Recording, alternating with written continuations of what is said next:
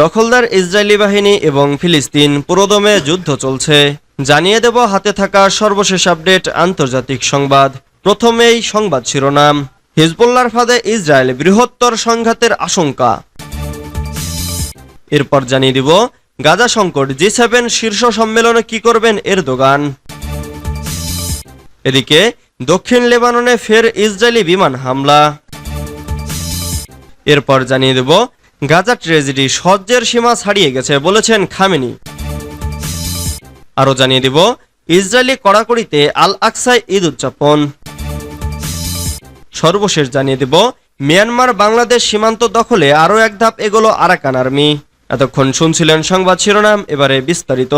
তবে অনুরোধ থাকবে ভিডিওটিতে একটি লাইক করবেন এবং কমেন্ট করে জানিয়ে দিবেন কোন জেলা থেকে আপনি আমাদের এই ভিডিওটি দেখছেন। হিজবুল্লাহর ফাঁদে ইসরায়েল, বৃহত্তর সংঘাতের আশঙ্কা।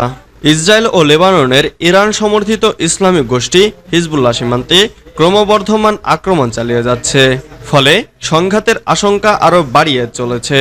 এই সংঘাতের কারণে ইসরায়েলি সেনাবাহিনী বড় আকারের অভিযানের হুঁশিয়ারি দিয়েছে। ৮ মাস ধরে দুই পক্ষের মধ্যে সংঘর্ষ চললেও সম্প্রতি এটি তীব্র আকার ধারণ করেছে।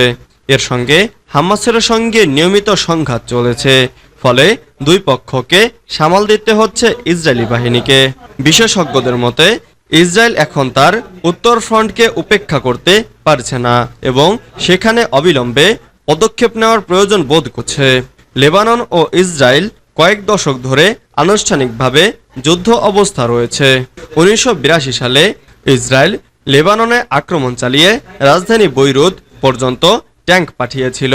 লেবাননে ফিলিস্তিনি যোদ্ধাদের আক্রমণের পর এটি করেছিল ইসরায়েল। পরে ২২ বছর ধরে দক্ষিণ লেবানন ইসরায়েল দখল করে রাখে। সেখানে হিজবুল্লাহ ইসরায়েলের বিরুদ্ধে প্রতিরোধ গড়ে তোলে এবং ইসরায়েলকে ওই অঞ্চল থেকে বিতাড়িত করে। গাজা সংকট, জি7 শীর্ষ সম্মেলনে কি করবেন এরদোগান। গাজায় এখনও থামেনি ইসরায়েলি আগ্রাসন। এরই মধ্যে গত ১৩ জুন ইতালির পুগলিয়া অঞ্চলে শুরু হয়েছে জি7 শীর্ষ সম্মেলন। গাজা সংকট তুলে ধরতে এই সম্মেলনে যোগ দিয়েছেন তুরস্কের প্রেসিডেন্ট রিসেপ তাইপ এরদোগান। আন্তর্জাতিক এই সম্মেলনে বিশেষ অতিথি হিসেবে বিশ্ব নেতাদের সাথে যোগ দিয়েছেন তিনি। খবর হিরিয়া ডেইলি নিউজের। ৩ দিনের এ শীর্ষ সম্মেলনে এরদোগান গাজার জন্য কূটনৈতিক এবং মানবিক সহায়তা প্রচেষ্টা বাড়াতে তুরস্কের ভূমিকা তুলে ধরবেন। তুরস্কের যোগাযোগ অধিদপ্তর জানিয়েছে এরদোগান তার সফরের প্রথম দিন ব্রাজিলের লুইজ ইনাসিও লুলা দা সিলভার সাথে দেখা করেছেন। বৈঠকে তুরস্ক এবং ব্রাজিলের মধ্যে সম্পর্ক, গাজায় ইসরায়েলের নৃশংসতা এবং তা বন্ধ করার বিষয়ে আলোচনা করবেন। এরদোগান গাজায় ইসরায়েলের সামরিক পদক্ষেপের বিরুদ্ধে ব্যবস্থা নিতে এবং স্থায়ী যুদ্ধবিরতির জন্য জি7 নেতাদের আহ্বান জানাবেন বলে আশা করা যাচ্ছে। দক্ষিণ লেবাননে ফের ইসরায়েলি বিমান হামলা। দক্ষিণ লেবাননের বেশ কয়েকটি এলাকায় নতুন করে বিমান হামলা চালিয়েছে ইসরায়েল। শনিবার রাতে দেশটির দক্ষিণের আইতা আশাব এবং আইতারুন গ্রামের কাছাকাছি এলাকায় ইসরায়েলি বাহিনী ওই হামলা চালায়। রোববার লেবাননের স্থানীয় সূত্রের বরাত দিয়ে এক প্রতিবেদনে এই তথ্য জানিয়েছে মেহের নিউজ এজেন্সি। তবে সম্ভাব্য ক্ষয়ক্ষতি বা হতাহতের বিষয়ে এখন পর্যন্ত বিস্তারিত কিছু প্রকাশ করা হয়নি। ফিলিস্তিনি জনগণের ওপর তীব্র নৃশংসতার প্রতিশোধ হিসেবে হামাস গত ৭ অক্টোবর দখলদার ইসরায়েলের বিরুদ্ধে নজিরবিহীন অভিযান চালানোর পর অবরুদ্ধ গাজায় বর্বরতম যুদ্ধ শুরু করে ইসরায়েল।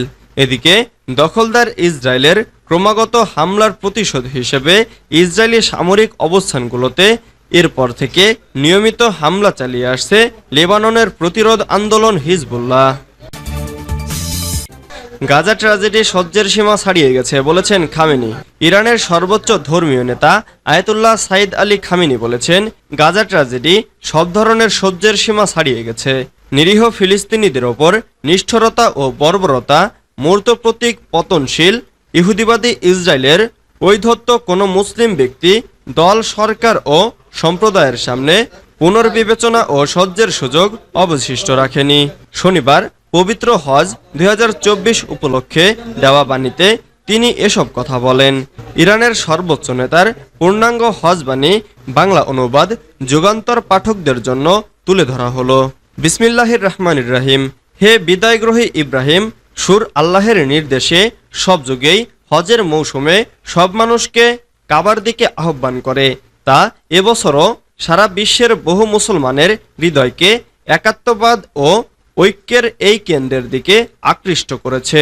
পাশাপাশি বৈচিত্র্যময় বিশাল জনসমাবেশের জন্ম দিয়েছে। মানবিক পরিধি ও ইসলামের আধ্যাত্মিক উপাদানের শক্তিকে স্বজাতি ও বিজাতির সামনে তুলে ধরেছে।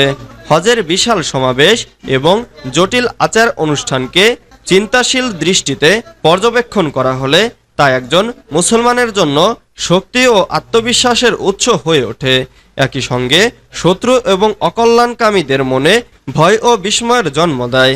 মুসলিম উম্মার শত্রু ও অকল্যাণকামীরা হজের এই দুটি দিক সম্পর্কেই নানা সন্দেহ ও বিভ্রান্ত সৃষ্টির চেষ্টা করতে পারে। এমনটি ঘটলে তাতে আশ্চর্য হওয়ার কিছু নেই। তারা মাযহাবগত ও রাজনৈতিক পার্থক্যকে বড় করে তুলে ধরে অথবা হজের পবিত্র ও আধ্যাত্মিক দিনগুলোকে হেয় প্রতিপন্ন করার মাধ্যমে এই কাজটি করতে পারে। ইসরায়েলি কড়াকড়িতে আল আকসায় ঈদ উদযাপন। পবিত্র ঈদুল আজহায় আল আকসা মসজিদ প্রাঙ্গণে মুসল্লিদের প্রবেশে কড়াকড়ি আরোপ করেছিল ইসরায়েলি বাহিনী। ব্যাপক তল্লাশির পর ঈদের নামাজ আদায়ের জন্য প্রাঙ্গণে প্রবেশ করতে পারেন অনেকে।